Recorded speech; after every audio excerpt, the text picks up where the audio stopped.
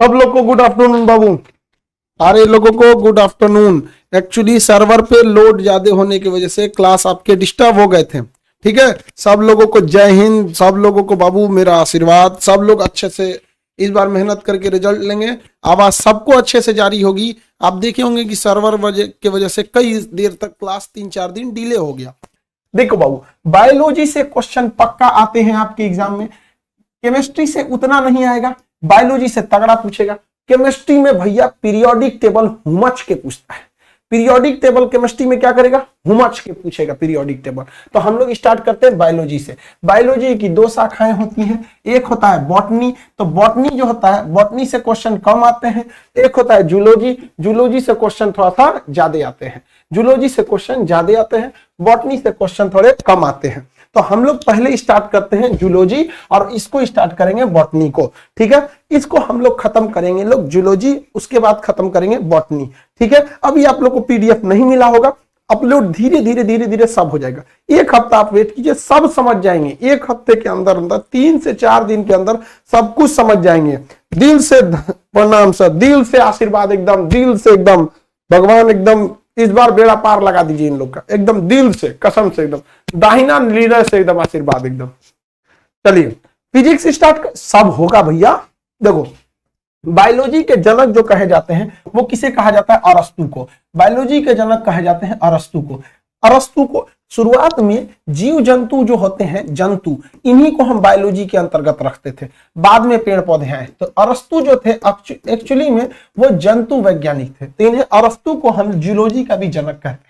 Botany के जनक आप बताइएगा, हम नहीं बताएंगे, क्योंकि उम्मीद करते हैं कि आप लोग कुछ ना कुछ तो इतने दिन से पढ़े ही होंगे। आप बताइए, फटाफट आप बताइए कि जंतु विज्ञान के जनक यानी जूलॉजी के जनक हम अरस्तु को कहेंगे, तो वनस्पति यानी पेड़ पौधे, वनस्पति विज्ञान के जनक हम किसे कहेंगे?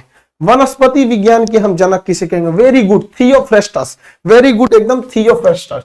थियोफ्रेस्टस, थियोफ्रेस्टस को कहा जाएगा। वनस्पति विज्ञान के जनक थियोफ्रेस्टस को कहा जाएगा। हम लोग स्टार्ट, पहले आप कहिए हम बॉटनी चालू कर दें या जूलॉजी चालू करिए, जिसमें आपकी खुशी उसमें हमारी खुशी। आप जिसमें कह दीजिए बाबू कि आप जूलॉजी चालू कराना चाहते हैं पहले या बॉटनी चालू कराना चाहते हैं, हम उसी को स्टार्ट कर देंगे। माइक चेंज कर देते हैं, बैटरी जब तक आप आंसर दीजिए। सर देखिए भाई, 80% के आसपास लड़कों का कमेंट है जूलॉजी, तो आप जैसा कहेंगे हम वैसे ही चलेंगे। हमको लग रहा है ये कमेंट 90% का हो गया जूलॉजी, 10% का ही कहना है बॉटनी। तो ऐसा नहीं है कि हम बॉटनी नहीं पढ़ाएंगे, बॉटनी थोड़ा सा बाद में पढ़ाएंगे। जूलॉजी खत्म हो जाएगा, फिर जूलॉजी का आपका टेस्ट होगा, जूलॉजी का रिवीजन होगा।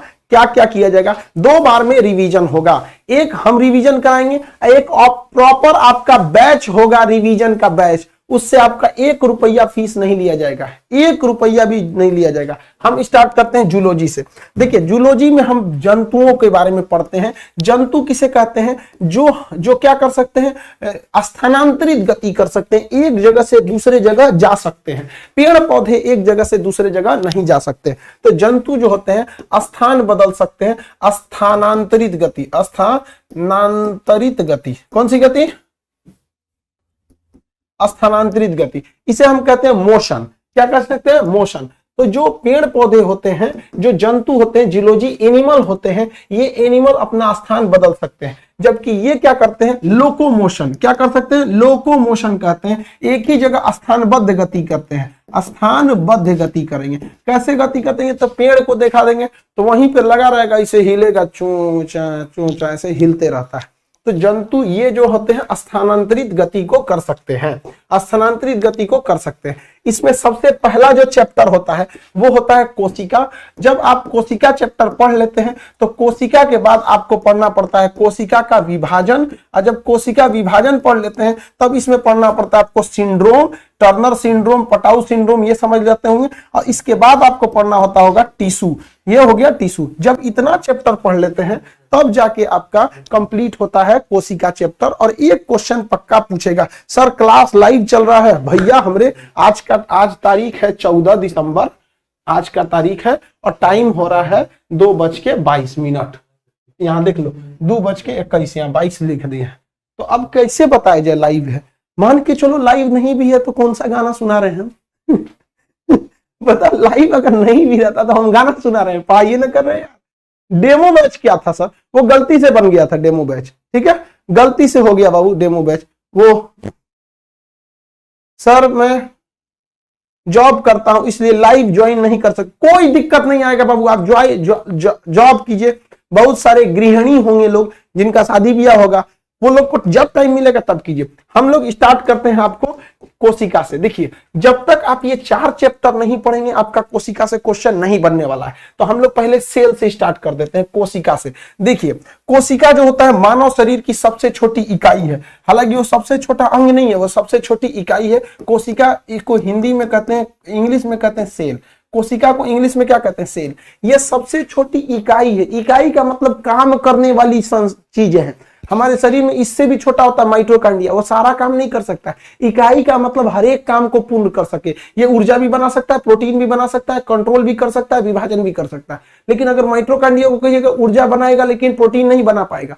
तो यह सबसे छोटी वह अंग है जो अपने सारे काम को खुद ही कर सकती है। इसलिए इसे सबसे छोटी अंग नहीं कहते हैं, सबसे छोटी इकाई कहते हैं, सबसे छोटा यूनिट कहते हैं। तो cell is the smallest unit of body. जैसे आप अकेले रहेंगे तो आप सबसे छोटे अंग हो सकते हैं, इकाई नहीं हो सकते। इकाई में मम्मी पापा दादा दादी बेटा बेटी इसका रहना जरूरी है, तब जाके इकाई होता है। तो एक देश की सबसे छोटी इकाई परिवार होती है, जबकि एक सिंगल की बात हम नहीं कर रहे हैं। तो बताइए, सेल जो होता है, कोशिका जो होता है, ये सबसे छोटी क्या चीज है? यूनिट है, स्मॉलेस्ट यूनिट है हमारे शरीर की। सबसे पहले कोशिका को देखने का काम किए थे रॉबर्ट हुक। किसने किए थे? Robert Hooke. Robert Hooke. लेकिन इन्होंने मृत कोशिकाओं को देखा था। एंटोनी वान लीवेनहॉक, इन्होंने जीवित कोशिकाओं को देखा था। एंटोनी वॉन लीवेनहॉक ने जीवित कोशिका को देखा था। अब याद कैसे रखिएगा, ट्रिक समझिए। हुक का मतलब होता है बंसी की तरह होता है। जैसे मान के चलिए हमारे यहाँ कोई चीज फंस गया तो निकालना है तो कैसे निकालेंगे? हुक से निकालेंगे। मान के चलिए हमारे यहाँ पे कुछ दांत में कुछ फंस गया तो कैसे निकालेंगे? हुक से निकालेंगे, हुक से। तो कोशिका बहुत छोटी होती है, उसको निकालने के लिए किसका प्रयोग करेंगे? हुक का। तो उसी से याद रखेंगे रॉबर्ट हुक। तो रॉबर्ट हुक कैसे याद रखेंगे? कोशिका की सबसे छोटी होती कोशिका, उसको निकालने के लिए हुक का प्रयोग। तो रॉबर्ट हुक ने किसका प्रयोग, क्या खोजा था? कोशिका का। लेकिन अंतर, ये जो थे ये मृत कोशिका का खोज किया था, मृत कोशिका को। और इन्होंने खोज किया था जीवित कोशिका का, जीवित कोशिका का खोज किया था। किन्होंने खोज किया था जीवित को? एंटोनी वॉन। रॉबर्ट हुक को ही कोशिका विज्ञान का जनक मानते हैं, क्योंकि इन्होंने ही सबसे पहले इसकी स्टार्टिंग की थी कोशिका का।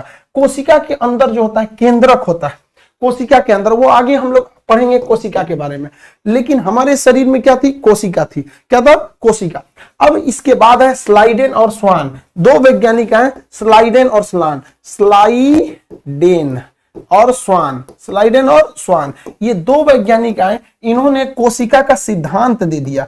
कोशिका का सिद्धांत कहता है कि हमारा शरीर इन छोटी छोटी कोशिकाओं से मिलकर बना है। पूरा शरीर, हमारे पूरे शरीर में देखेंगे तो छोटी छोटी क्या है? तो कोशिका है। आप यहाँ देखिए, मेरे पूरे शरीर पे छोटी छोटी क्या मिलेंगी? आपको कोशिकाएं मिलेंगी। यह सिद्धांत किसने दिया था? स्लाइडेन एवं स्वान। तो कोशिका सिद्धांत किसने दिया? स्लाइडेन और स्वान ने कोशिका सिद्धांत को दिया था। किसी को कोई दिक्कत नहीं है, आगे बढ़ जाते हैं। स्लाइडेन एवं स्वान। अब यहां से कोशिका से एक और सवाल क्या पूछ सकता है कि सबसे बड़ी दुनिया में कोशिका क्या हो सकती है? तो देखिए, सबसे बड़ी पूछ सकता है और सबसे छोटी पूछ सकता है कोशिका। सबसे बड़ी कोशिका और सबसे छोटी कोशिका पूछ सकता है। दुनिया में किस जानवर में सबसे बड़ी और सबसे छोटी? सबसे बड़ी कोशिका शुतुरमुर्ग का अंडा होता है। शुतुरमुर्ग का अंडा होता है। किसका अंडा? शुतुरमुर्ग का अंडा होता है। और सबसे छोटी कोशिका माइकोप्लाज्मा,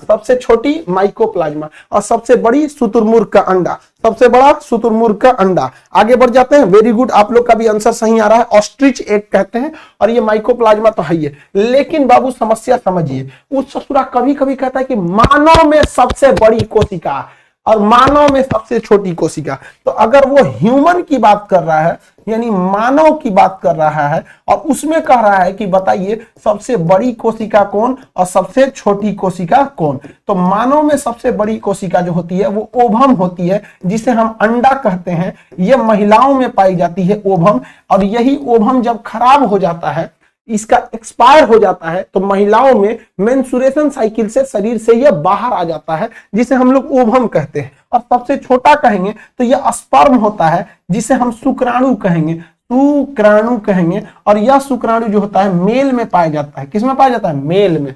समझा गया कि नहीं क्या? लेकिन वही क्वेश्चन घुमा के सबसे लंबी कोशिका कहेगा तो न्यूरॉन हो जाएगा। न्यूरॉन क्या होगा? न्यूरॉन, जिसे हम तंत्रिका कोशिका कहते हैं। और ये कहां पाया जाता है? तो मेल और फीमेल के दोनों में ब्रेन में पाया जाता है, दोनों के ब्रेन में पाया जाता है।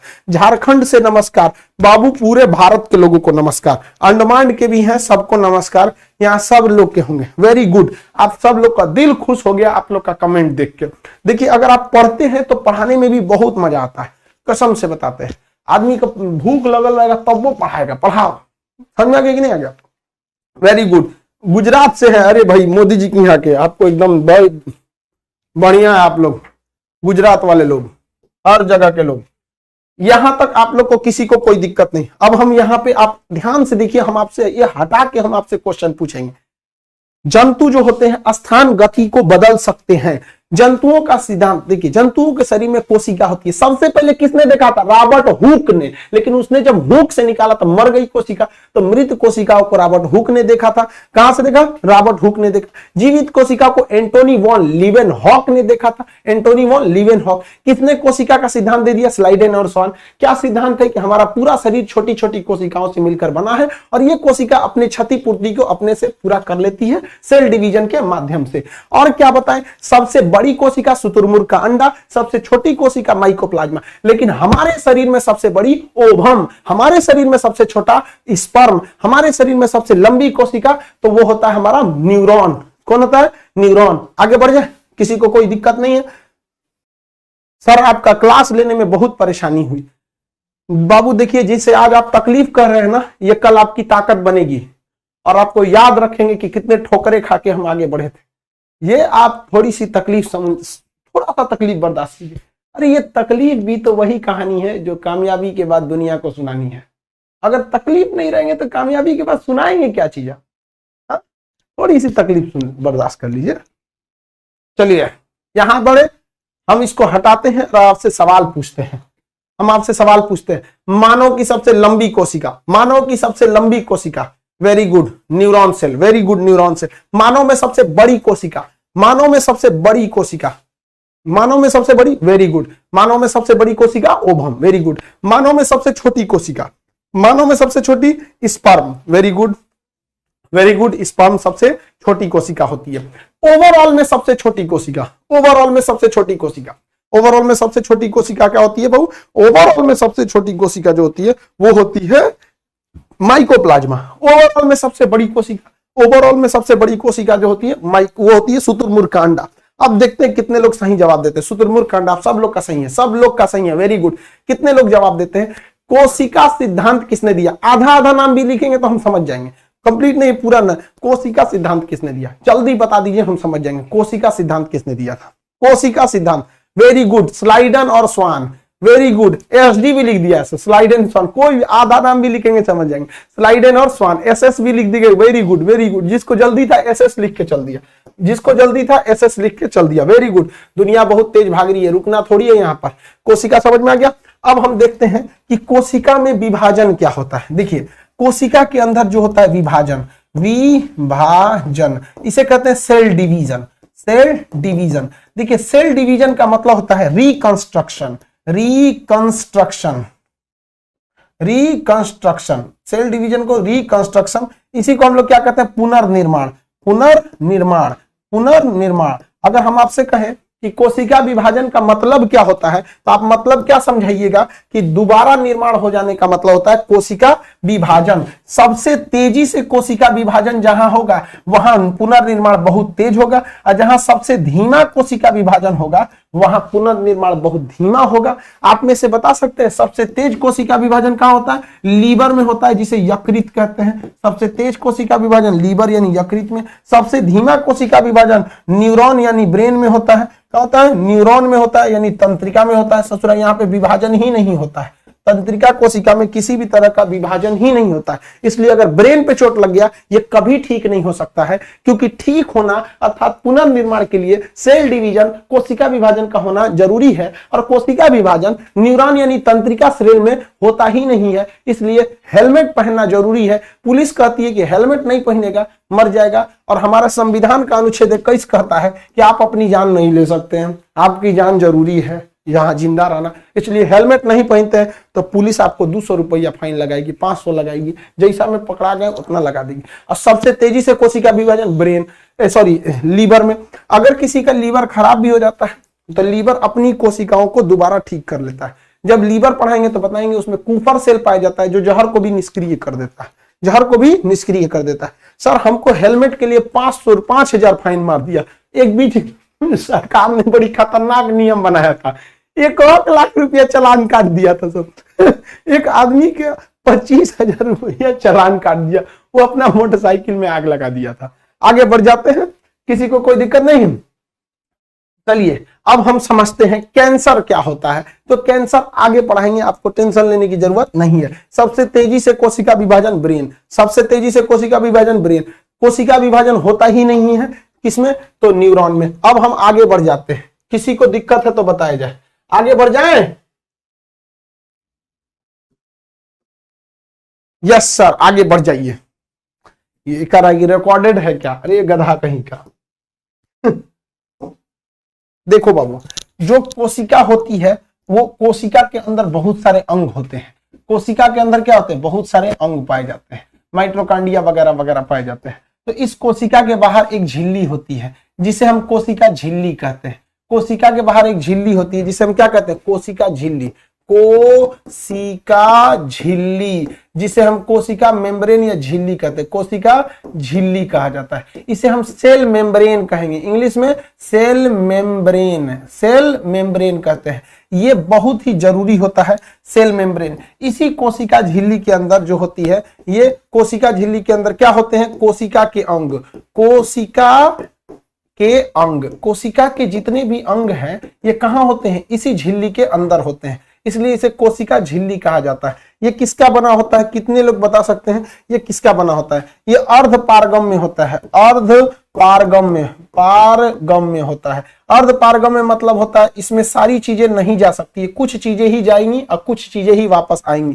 कितने लोग बता सकते हैं सेल मेम्ब्रेन किस चीज का बना होता है? वेरी गुड, प्रोटीन का बना होता है और लिपिड का बना होता है। प्रोटीन या फॉस्फोलिपिड का बने होते हैं, ज्यादातर इसमें लिपिड प्रोटीन हो गए सब, समझा गया? ये किस चीज का बना होता है? प्रोटीन का बना होता है। किसका बना होगा? प्रोटीन का बना होता है। Very good. ये अर्ध पारगम्य, इंग्लिश में बोलेंगे सेमी परमुएबल। सेमी परमिएबल कैसा होता है? सेमी परमिएबल होता है। जैसे मच्छरदानी देखे हैं, वो अर्ध पारगम्य होता है, सब चीज उसमें नहीं चल जाएगा, हवा चला जाएगा, धूल चला जाएगा, थूकिएगा तो चलाएगा, खेखार थूकेंगे तो फंस जाएगा उसमें, समझा कि नहीं? वही अंदर रह जाएगा। तो मच्छरदानी भी कैसा होता है? अर्ध पारगम्य होता है। कैसा होता है? अर्ध पारगम्य, सेमी परमुएबल, सेमी परमुएबल होता है, अर्ध पारगम्य होता है कोशिका झिल्ली। अब यहां से एक सवाल आता है, कोशिका झिल्ली जो होती है किसमें पाया जाता है? प्लांट में या एनिमल में? कितने लोग बता सकते हैं? प्लांट में या एनिमल में? यह पाया जाता है दोनों में। किसमें पाया जाता है? दोनों में, यानी पादप और जंतु दोनों में पाया जाता है, क्योंकि दोनों के अंगों को रखना, सुरक्षित रखना जरूरी है। पादप में और जंतुओं में, दोनों में यह पाया जाता है, यह दोनों में पाया जाएगा। किसी को कोई दिक्कत नहीं है? यह दोनों में पाया जाएगा, किसी को कोई दिक्कत नहीं है? कहां पाया जाएगा बाबू?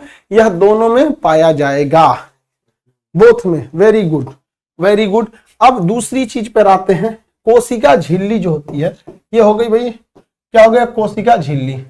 रेड कलर वाला हो गया कोशिका झिल्ली, ये हो गया कोशिका झिल्ली। इसके अंदर क्या पाए जाएंगे? कोशिकांग पाए जाते हैं। क्या पाए जाएंगे? कोशिकांग। इसके बाहर पाया जाता है आपका कोशिका भित्ति। क्या पाया जाएगा? कोशिका भित्ति, सेल वाल। क्या पाया जाएगा? सेल वाल पाया जाएगा, सेल वाल पाया जाता है। क्या पाया जाता है बाबू? सेल वाल पाया जाएगा। अब ये सेल वाल हम लोगों में नहीं पाया जाता है, ये पेड़ पौधों में ही पाए जाते हैं, जिसे हम लोग कहते हैं सेल वाल। अंग्रेजी में कहेंगे कोशिका भित्ति, कोशिका भित्ति। क्या कहेंगे? कोशिका भित्ति कहते हैं, कोशिका भित्ति, सेल वॉल कहेंगे। ये इसकी खासियत समझिए क्या होती है, यह मजबूती देता है। क्या देता है? मजबूती। मजबूती देगा। हम लोग को मजबूती की कोई जरूरत नहीं है, हम लोग कपड़ा पहने रहते हैं। ये किस में पाया जाएगा? Only and only plant cell में पाया जाएगा, यानी केवल और केवल कहां पाया जाएगा? पादपों में पाया जाता है। ये किसका बना होता है? ये सेल्यूलोज का बना होता है। सेल्यूलोज, इंग्लिश हिंदी दोनों इसको सेल्यूलोज कहा जाता है। सेल्यूलोज का बना होता है। ये केवल और केवल किस में पाया जाता है? पेड़ पौधों में पाया जाएगा। किस में पाया जाएगा? पेड़ पौधों में। क्वेश्चन आएगा, पेड़ पौधों का छाल किसका बना होता है? सेल्यूलोज का। किसका बना होता है? सेल्यूलोज का। किसका बना होगा? सेल्यूलोज। आगे बढ़ जाए, बताइए कोशिका भित्ति क्या हम लोग में पाया जाएगा? नहीं, कोशिका भित्ति केवल और केवल पादपों में पाया जाता है। किसमें पाया जाएगा? पादपों में पाया जाता है। सर बंगाली में इसे क्या कहेंगे? सॉरी बाबू, हमको बंगाली नहीं आती है, हमें बंगाली नहीं आती है, इसके लिए हम क्षमा चाहते हैं। इसके लिए हम आपसे क्या चाहते हैं? क्षमा चाहते हैं। आगे देखा जाए, बताइए क्या या तो कोशिका झिल्ली तो दोनों में पाया गया, लेकिन पेड़ पौधों के बाहर एक्स्ट्रा छाल होती है। उस छाल किसका बना होता है? सेल्यूलोज का। बताइए पेड़ पौधों का छाल किसका होता है? सेल्यूलोज में। पेड़ पौधों का छाल किस में पाया जाता है? सेल्यूलोज में। वेरी गुड, वेरी गुड, आप सब लोग का आंसर एकदम सही आ रहा है।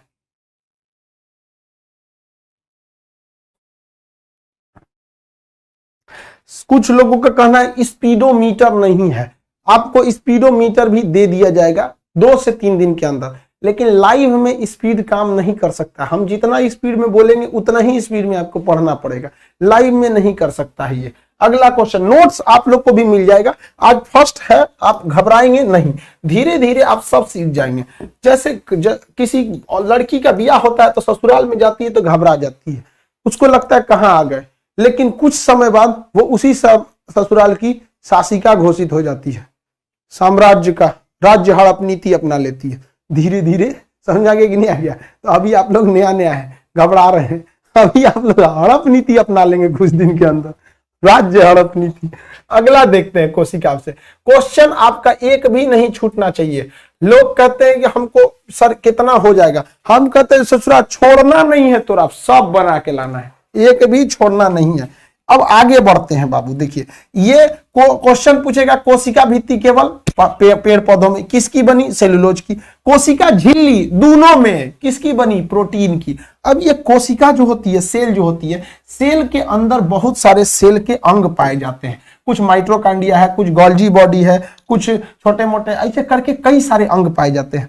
इन अंगों को आपस में लड़ने से रोकना भी जरूरी है। इन अंगों को आपस में लड़ने से रोकना भी जरूरी है। क्या है? जरूरी है। इसे रोकने के लिए, अंगों को रोकने के लिए इसमें एक लिक्विड भरा होता है। इस लिक्विड को हम लोग कहते हैं कोशिका द्रव। क्या कहेंगे? कोशिका द्रव, साइटोप्लाज्म। कोशिका द्रव या साइटोप्लाज्म कहते हैं। कोशिका का अध्ययन साइटोलॉजी होता है। कोशिका का अध्ययन क्या होता है? साइटोलॉजी। अतः इसे हम लोग साइटोप्लाज्म कहते हैं। क्या कहेंगे? साइटोप्लाज्म। कोशिका द्रव, कोशिका द्रव, इंग्लिश में ये लिक्विड होता है। आप बताओ बाबू, कोशिका द्रव जो है इसका नामकरण पुरकिंजे ने किया था। किसने किया? पुरकिंजे ने। किसने किया? पुरकिंजे ने किया था। किसने किया? पुरकिंजे।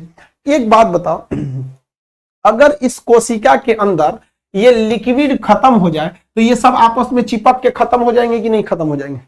चिपक के खत्म हो जाएंगे कि नहीं खत्म हो जाएंगे? आप बताइए, ये बताइए, अगर ये कोशिका द्रव यानी साइटोप्लाज्म अगर इसमें नहीं रहे तो क्या इससे खतरा होगा कि नहीं होगा?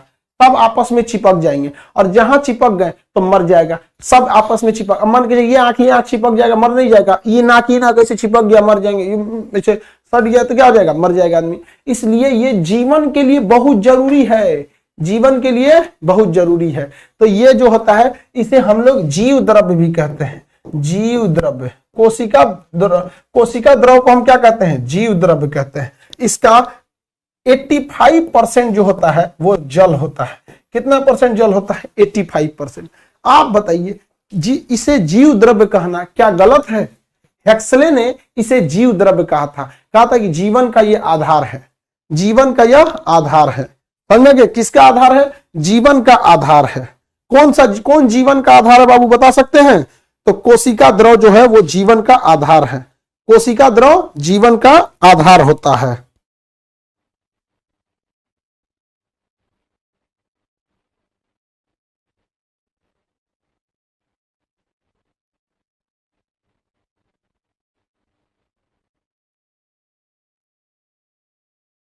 आगे बढ़ जाए।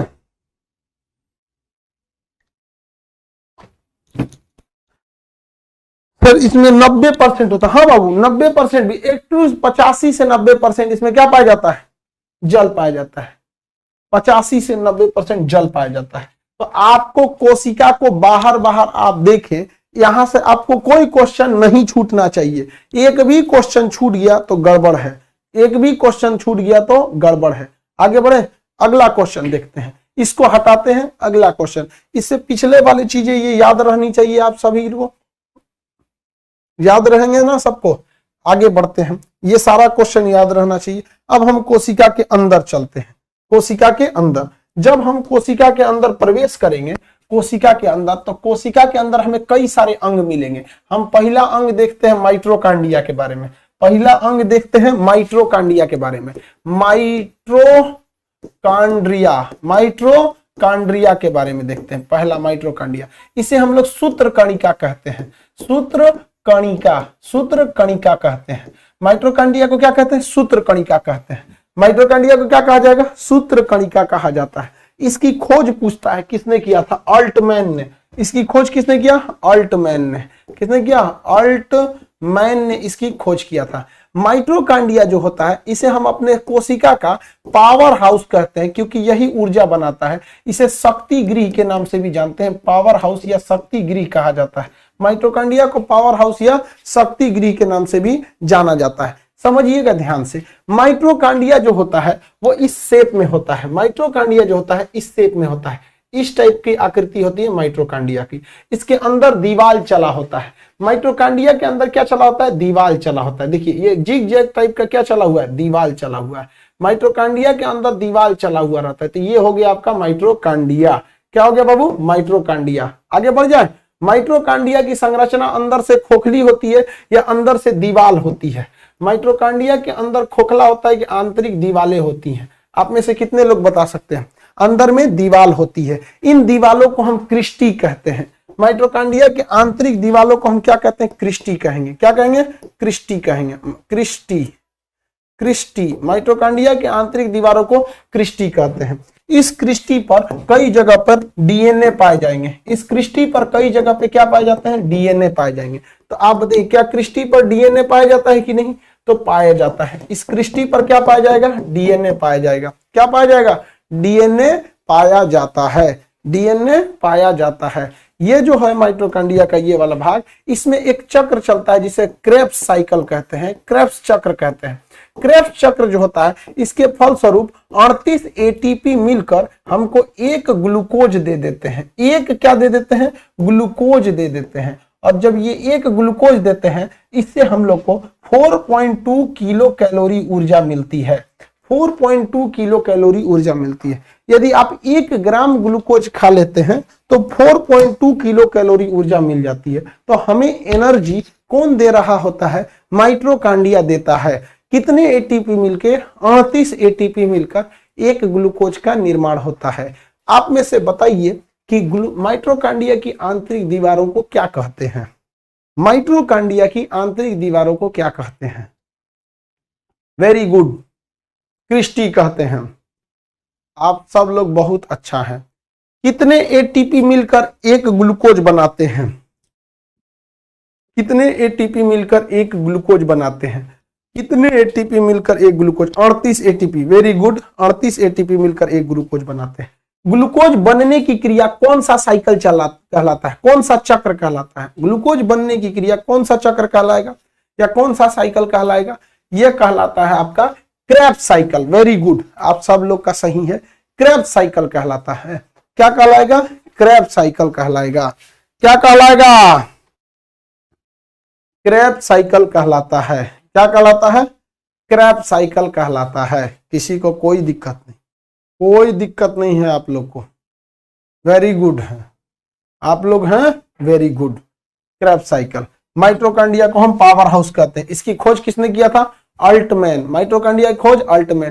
क्या माइटोकांड्रिया पे डीएनए पाए जाते हैं, क्या माइटोकांड्रिया पे डीएनए पाया जाएगा, यस, इसके डीएनए पाया जाता है। माइटोकांड्रिया को हिंदी में कहते हैं सूत्र कणिका।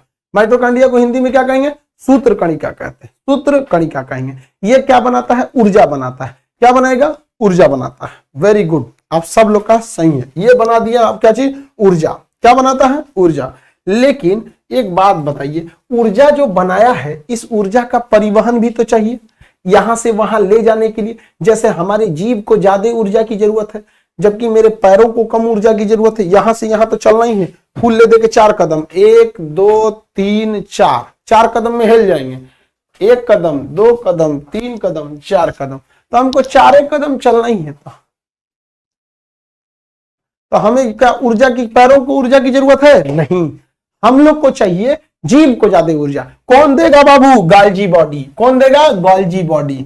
Golgi body, body, Golgi body, Golgi काय कहते हैं या गॉल्जी बॉडी। कैमिनो गॉल्जी ने इसका खोज किया था, कैमिलो गॉल्जी ने खोज किया। ऊर्जा परिवहन, क्या कहेगा? ऊर्जा परिवहन, ऊर्जा का परिवहन करता है। कौन करता है? Golgi body. कौन करेगा? Golgi body. ऊर्जा परिवहन कौन करेगा? Golgi body. ऊर्जा परिवहन करेगा गॉल्जी बॉडी। वेरी गुड, आप देख लिए 2 चीजें, माइटोकॉन्ड्रिया देख लिए और साथ में साथ आप देख लिए गॉल्जी बॉडी देख लिए। कौन देख लिए? गॉल्जी बॉडी देख लिए। क्या देखे? गॉल्जी बॉडी देख लिए। क्या देखे? गॉल्जी बॉडी देख लिए। कोई दिक्कत है किसी को?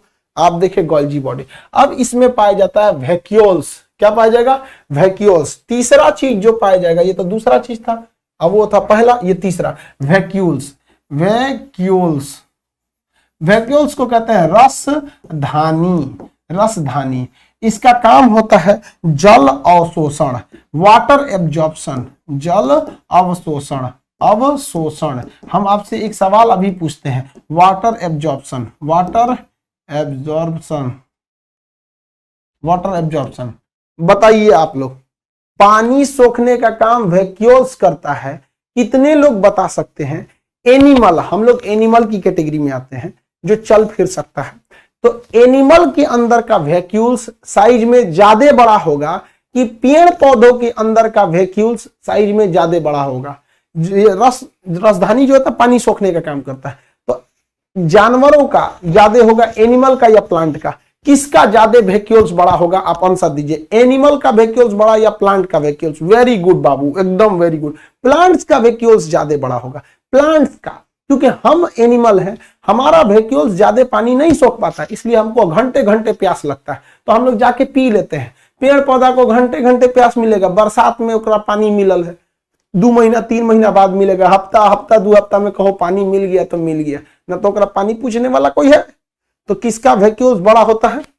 एनिमल का, सॉरी प्लांट का। एनिमल में होता है ये, साथ साथ ये प्लांट में भी होता है, लेकिन प्लांट का जो वैक्यूल्स होता है वो साइज में बहुत ही बड़ा होता है, साइज में बहुत ही बड़ा होता है, इसलिए एनिमल का वैक्यूल साइज में क्या होता है? बड़ा होगा। एनिमल का वैक्यूल साइज में क्या होगा?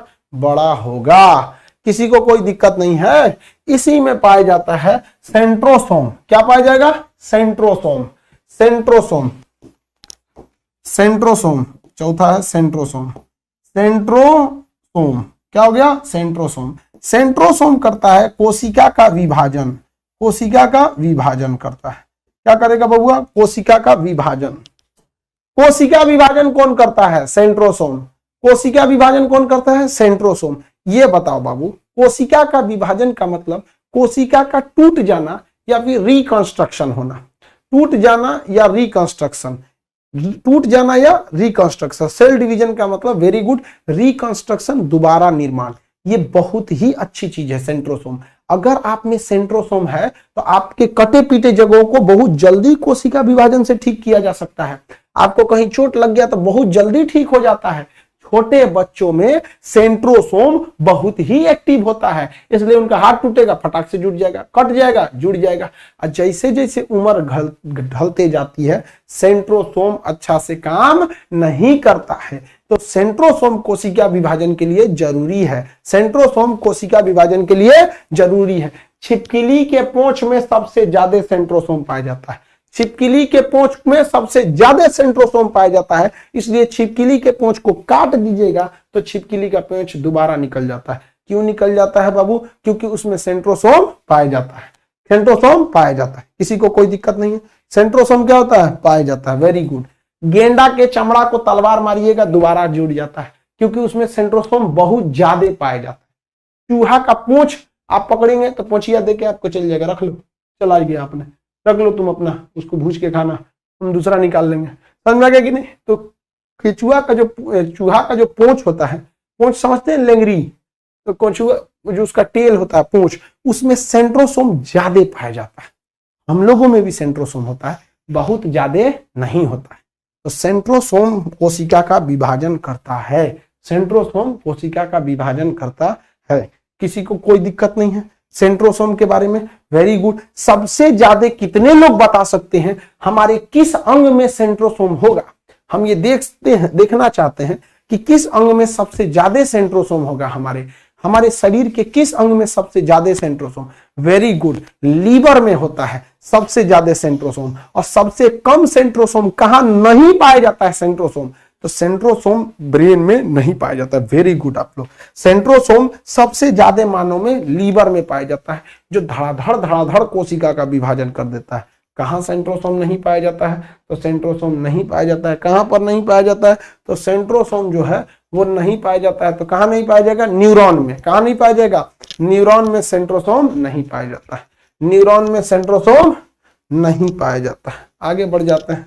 न्यूरॉन में सेंट्रोसोम नहीं पाया जाता है। अच्छा ये बताइए, रिकंस्ट्रक्शन का मतलब होता है पुनर्निर्माण करना, ठीक ठाक करना। हमारे घर के मान के चलिए किसी दीवार में एक ईंटा घसक गया है, तो एक ईंटा भर दे, बालू सीमेंट भर दे, क्यों वहां ससुरा एक ताली ईंटा भर देंगे, कमरे बंद हो जाएगा, बंद हो जाएगा कि नहीं? तो कोशिका विभाजन अच्छी चीज है, साथ साथ खराब चीज भी है। साथ साथ कैसी चीज है? खराब भी है। कैसे बबुआ खराब है? क्योंकि बहुत ज्यादा कोशिका विभाजन हो जाएगा, इतनी ज्यादा सेल बन जाएंगे, इतनी ज्यादा सेल बन जाएंगे कि उन सेल को हम रख नहीं पाएंगे एक जगह, उन सेल को एक जगह हम रख नहीं पाएंगे। अब जब उन सेल को हम एक जगह नहीं रख पाएंगे तो उन सेल में हो जाता है क्या चीज? दिक्कत, और वो बीमारी का रूप ले लेता है, और उन बीमारी को हम कहते हैं क्या चीज? तो कैंसर हो गया। क्या हो गया? कैंसर। तो uncontrollable cell division in any part of human body is known as cancer. किसी भी जगह पे अनकंट्रोलेबल हो गया, एकदम सर्ज आ गया, उसका सर्ज मतलब होता है अचानक बढ़ जाना, तो उसे क्या कहा जाता है बाबू? कोशिका विभाजन कहा जाता है। क्या कहा जाएगा? सॉरी, कैंसर कहा जाएगा। कैंसर एक बहुत ही खतरनाक लाइलाज बीमारी है, इसका कोई इलाज नहीं है वर्तमान में, अच्छा कोई सॉलिड इलाज नहीं है। शुरुआत में इसकी इलाज संभव है, बट बहुत समय होने के बाद इसका इलाज संभव नहीं है। आगे बढ़ जाते हैं। किसी को कोई दिक्कत नहीं है? किसी को कोई दिक्कत नहीं है?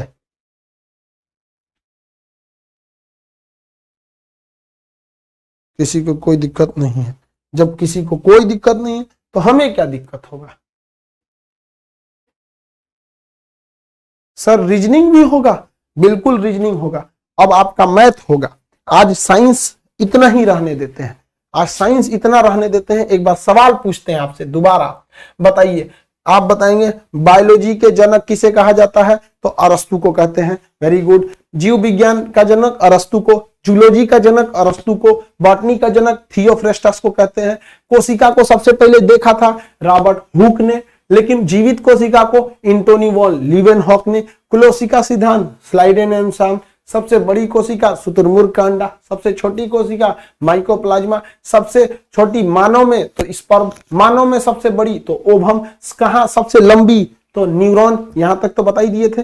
कोशिका के जो झिल्ली होती है प्रोटीन की बनी होती है, वो अर्ध पारगम्य सेमी परमूवेबल होती है, प्रोटीन की बनी होती है। वो सारी चीजों को जाने आने नहीं देती है, कुछ ही को जाने किसी को आने देती है, कुछ कुछ को जाने देती है, अतः इसे अर्ध पारगम्य झिल्ली कहते हैं। लेकिन कोशिका झिल्ली तो दोनों में पाई जाती है, लेकिन जब बात करेंगे कोशिका भित्ति की, तो कोशिका भित्ति केवल पेड़ पौधों यानी पादपों में पाई जाती है, जो सेलुलोज की बनी होती है। पेड़ पौधों के छाल पत्तियां सेलुलोज की बनी होती हैं। अब देखते हैं हम लोग कोशिका के अंदर भरे जाने वाले लिक्विड को। कोशिका के अंदर जो लिक्विड पाया जाता है उस लिक्विड को हम लोग कोशिका द्रव या साइटोप्लाज्म कहते हैं, लेकिन वो जीवन के लिए जरूरी है, अतः उसे जीव द्रव्य कहा जाता है। जीव द्रव्य जो है 85% से 90% इसमें पानी पाया जाता है। माइटोकॉन्ड्रिया को सूत्रकणिका कहते हैं। यह क्या करता है? इसके अंदर की दीवारों को क्रिस्टी कहते हैं, जिसपे डीएनए पाया जाता है। या क्रेब्स साइकिल चला के 38 एटीपी मिलकर एक ग्लूकोज बनाता है, जिससे हमें ऊर्जा मिलती है। ऊर्जा मिलती है। इन ऊर्जा का परिवहन करने का काम गोल्गी बॉडी करता है। गोल्जी बॉडी करता है, जिसकी खोज कैमिलो गोल्जी ने किया था। वैक्यूल्स राजधानी जल सोखता है, ये पेड़ पौधों में बड़ा और हम लोग में छोटा होता है। सेंट्रोसोम कोशिका विभाजन करता है, छिपकली की पूंछ, गेंडे का त्वचा, कछुए और चूहे की पूंछ में सेंट्रोसोम ज्यादा पाया जाता है। हमारे लीवर में सेंट्रोसोम ज्यादा, इसलिए वो पुनर्निर्माण कर लेता है। हमारे ब्रेन में सेंट्रोसोम नहीं पाया जाता, तो कोशिका विभाजन नहीं हो पाता है। किसी को दिक्कत? अनियंत्रित कोशिका विभाजन कैंसर का कारण बनती है।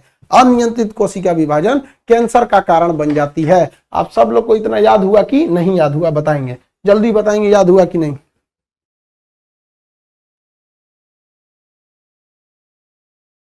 जल्दी बताएंगे आप लोग, याद हो गया कि नहीं याद हुआ?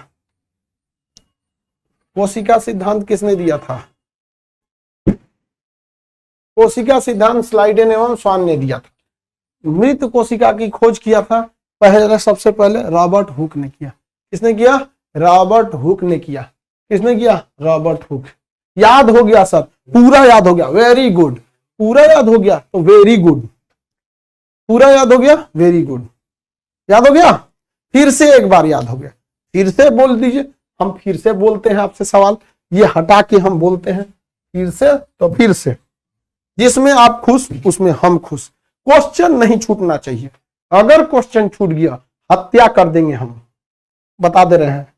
अगर क्वेश्चन छूट गया हम हत्या कर देंगे, हत्या बता रहे हैं हम। वैसे लेके धक धक धक धक, समझ जाओ एकदम कैसे बोला जाता है, कलम से हत्या कर देंगे हम। इसलिए क्वेश्चन के ऊपर टूट पड़ना है। बताइए क्वेश्चन बताइए, मानव में सबसे छोटी कोशिकांग कौन सी है? मानव में सबसे छोटी कोशिका, मानव में सबसे छोटी कोशिका, वेरी गुड, स्पर्म। मानव में सबसे बड़ी कोशिका, मानव में सबसे बड़ी कोशिका,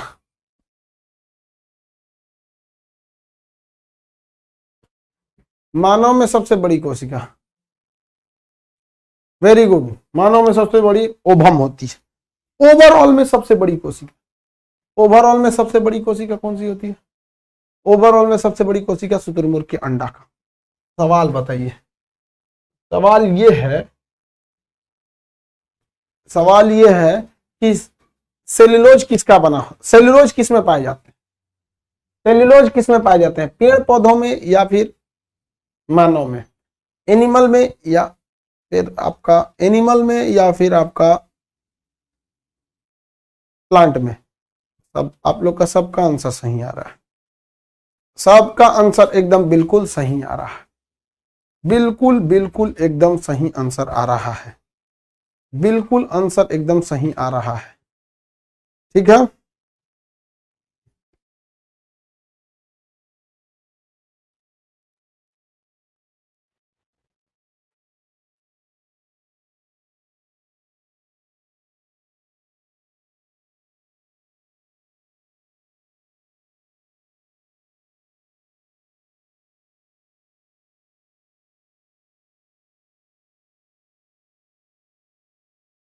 सब लोग का सही है, सब लोग का सही है। आप एक बात बताइए, कोशिका झिल्ली किसकी बनी होती है? कोशिका झिल्ली किसकी बनी होती है? तो कोशिका झिल्ली बनी होती है किस चीज की? तो कोशिका झिल्ली बनी होती है प्रोटीन की।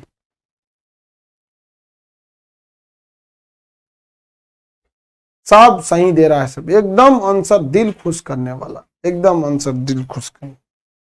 कितने लोग बताएंगे मानव शरीर में किस अंग में, मानव शरीर के किस अंग में सेंट्रोसोम नहीं पाया जाएगा? सेंट्रोसोम नहीं पाया जाएगा, किस अंग में सेंट्रोसोम नहीं पाया जाएगा? तो आपका आंसर होगा ब्रेन, न्यूरॉन में। किसमें? न्यूरॉन में सेंट्रोसोम नहीं पाया जाएगा, न्यूरॉन में सेंट्रोसोम नहीं पाया जाएगा। ब्रेन में, वही आप ब्रेन भी कर सकते हैं, न्यूरॉन भी कर सकते हैं, दोनों बात बराबर है। जिसमें आप खुश रहिए, आप जिसमें खुश रहिए वही सही है, आप जिसमें खुश रहेंगे वही आंसर सही है। दिमाग में, कोशिका का कौन सा अंग है जो सेमी परमेबल यानी अर्ध पारगम्य होता है? कोशिका का कौन सा अंग है जो सेमी परमेबल या अर्ध पारगम्य होता है? सेमी परम्यूएबल या अर्ध पारगम्य होता है? सेमी परम्यूएबल या अर्ध पारगम्य होता है, बताया जाए कौन सा अंग है तो अर्ध पारगम्य होता है?